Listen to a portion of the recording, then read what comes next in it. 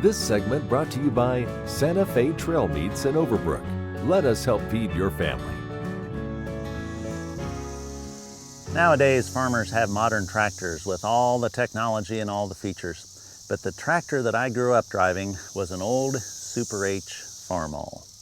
This poem is entitled Revenge of the Farmall. My dad bought a tractor used way back in 1958. It was a Farmall Super H, which he thought was great. Yet it wasn't big or fancy, had no roll bar, cab, or radio, no three-point hitch or power steering to turn it just so. He had more modern, bigger tractors in the ensuing years, but he always kept the old Farmall around the old place here. Decades later, when we moved back to the place, I drove the Farmall but felt it should be replaced. We went to the dealer and bought a brand new tractor with all the tools and features which you would think would be a factor. It had a front-end loader and a great hydraulic system with so many wonderful features that I had never missed them. When there was work to do, I'd pick the new tractor instead and leave the old Farmall parked out back in the shed. One wintry day, I had to take a load across the meadow. I fired up the brand new tractor and moved across the snow, when suddenly the tractor's front end went down with a whack into a snow-filled ditch. I couldn't go forward, couldn't go back. The new tractor had front wheel assist, but it was in too deep, tires spinning on the slippery slope where the angle was so steep. I tried to rock it, but there was no such luck. Thanks to my bad judgment, the new tractor had gotten stuck. I considered my options. I trudged back with sinking heart and decided to see if that old ignored Farmall would even start.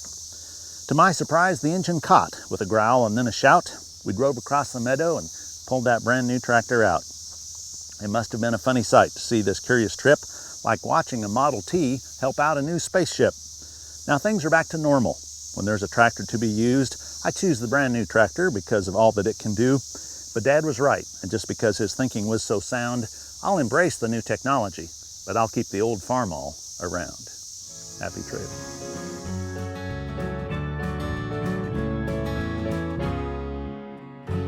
What if U.S. soybean meal were more than a commodity? If seed companies and the soybean checkoff built a better variety? That future is here. The time is now. To meet end-user demands, the soybean checkoff is investing in the compositional quality of soybeans, including meal.